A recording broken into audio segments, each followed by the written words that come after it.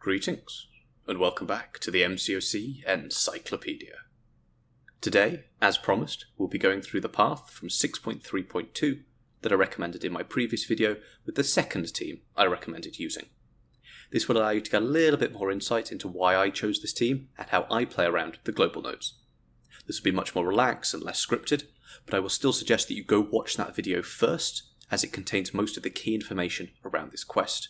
And this video is how we put it into practice. And with that, let's jump in.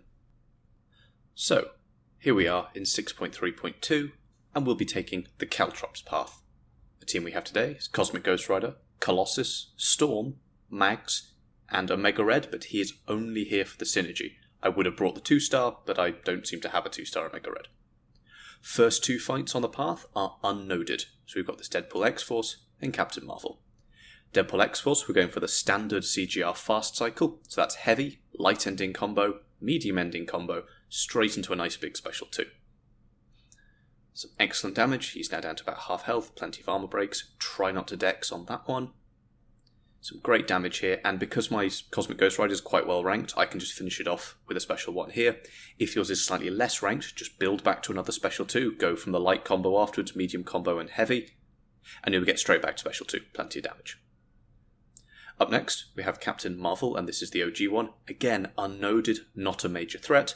Absolutely could use Cosmic Ghost Rider here, but he's a big Cosmic Ghost Rider, and I don't have the 5-star ranks at the appropriate level, so we'll be using Colossus instead. This is a rank 3 Colossus, and he will put some work in on this path.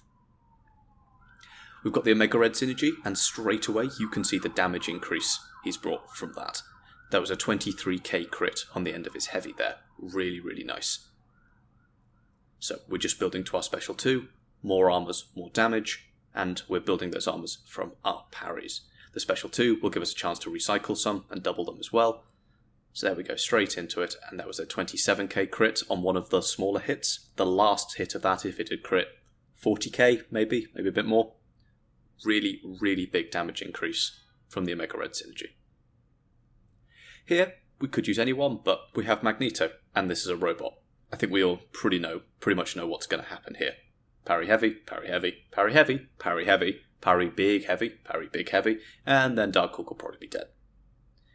Another good thing about using a parry heavy champion on these paths is you really don't have to dash back very much, because you're always moving forward. The only time you have to dash back is when you're baiting out heavies from your opponent.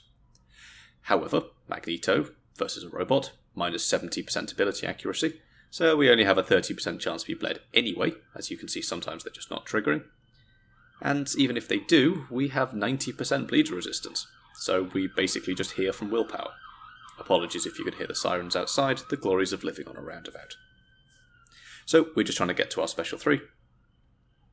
Darkhawk is not going to be throwing his special 1, but we go for a charge heavy there. Just going for another parry. Come on, there we... Nope, not quite, I missed the parry there. Get the nice reparry, another charge heavy there, straight into special 3. I was a little bit unsure whether this was actually going to kill or not, and then I see that, and then I'm not worried about it. That was a 200 and something K special 2, most likely. Absolutely disgusting. Up next, we have Nightcrawler. Remember, he can't evade while stunned, so let's bring in our big parry heavy champion. From Colossus's Awakened ability, whenever you get a debuff on you you're immune to, you have a chance to gain armor up.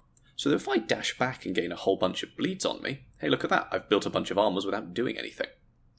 Nice big heavy, that's a 29k crit on the end of that heavy, and he's stunned, so he can't evade. 31k crit on the end of that heavy. Go for another one. 29k crit on the end of that heavy. 15k, 33k, and that was an Act 6.3 Nightcrawler in 10 hits. This is only a rank 3 Colossus, and if you have one lying around, he is certainly a nice champion to invest in. Great immunities as well. Guess what? Let's do that again, but this time I'm not concerned about keeping my hit count low, so we'll be playing Colossus more normally, build to the special 2, and go from there. However, a few big heavy attacks won't hurt us too much.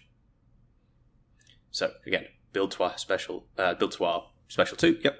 And because Medusa isn't a tech champion, she's cosmic, we don't have to worry that if she hits us, Colossus can't be armor broken unless it's by a tech champion. So we're doing well there. And that's why I got hit there, 100%. Just wanted to demonstrate the point. Definitely not just me being a scrub. She's absolutely decimated even by the first hit of the special 2, and the other hits would have been massive, massive overkill. Heimdall up next. Not much to him. I believe he's metal, so we could be using mags. He is metal, so mags would work fine. But I want to show that Cosmic Ghost Rider can work just fine here as well. He is fully bleed immune, and as I say in the main video, if you're bleed immune, you can ignore these nodes. We're going for our standard Cosmic Ghost Rider fast cycle, so that's heavy, light ending combo for the power gain, really cheeky intercept, medium ending combo, straight into the special 2. We don't have to worry about pushing him to his special 2, which would be an absolute nightmare, because while the damnation is up, he's power locked. Even if your Cosmic Ghost Rider is unawakened, you get the power lock anyway, so that's good. Some really nice numbers here, light ending, they all crit. Again, if you've got a slightly smaller Cosmic Ghost Rider, which I imagine you do at this point, I apologise again for using a slightly overranked one. Light ending combo, medium ending combo, heavy special 2, no worries. Finally on the path, we have MODOK, and when I was recording this, at this point I didn't realise MODOK didn't have the nodes on him. I thought this MODOK was still, his regular self.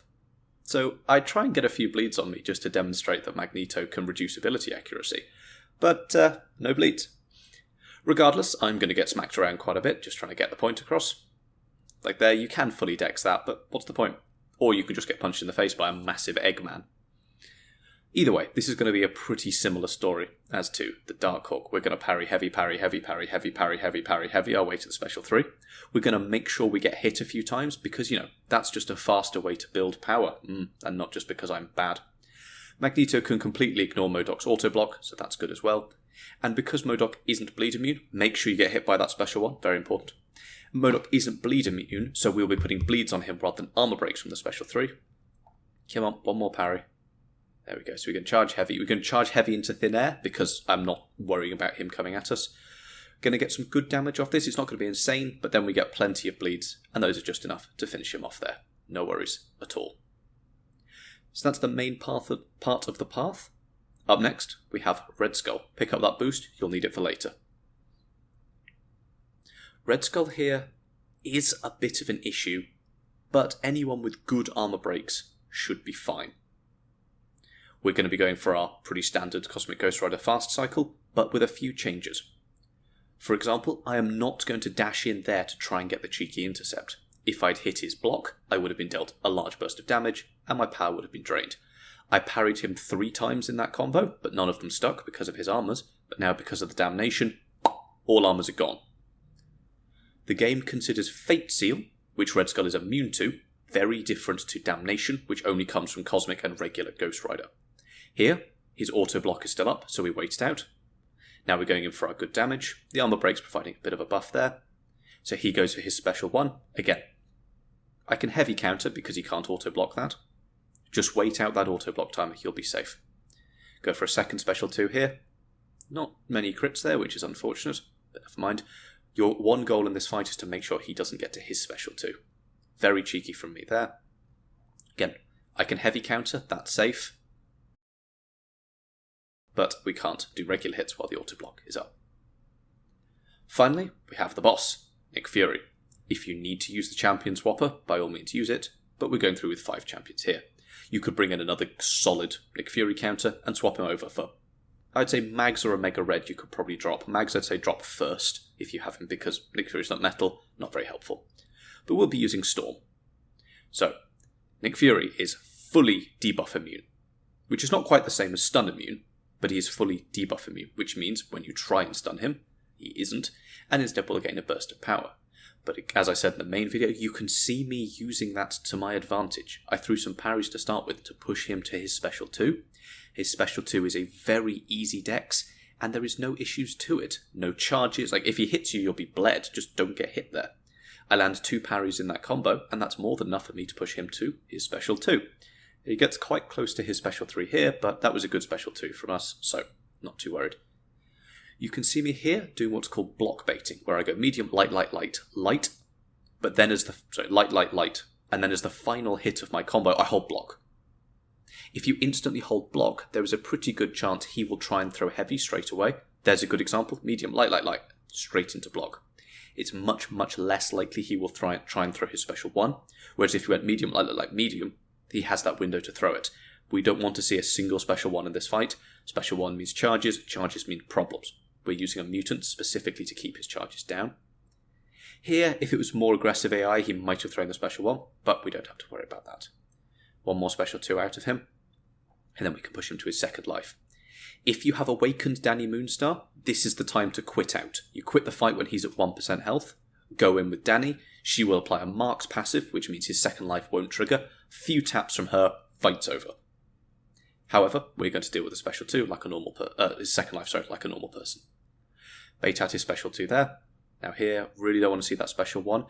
I am keeping an eye on his charges because you can see they are now not going away because he has his Fury's Fury. They are now permanent. So I've got to keep an eye on those. If I was parrying more here, he would have been losing some. However, I see he's at 12 charges, and when he throws his special 1 in his second life, he gains 8 charges. Use my special 1 to push him to special 2 there. 12 plus 8 is 20, and at 20 they all go away. So I can completely bypass his unblockable phase from 15 to 19. Here I'm just trying to avoid the special 1 because that'll push him to 12, which is annoying to close. But 1 medium is enough to close out the fight. Great job by Storm. So that's it. Everything you need to know to beat 6.3.2. Up next, 6.6.3, Wolverine Weapon X. I've got a full progression guide coming out soon, as in what to do when I've just done this thing. And I've also got a mastery guide on the way as well. So lots of good stuff to look forward to. Thank you, and I will see you next time.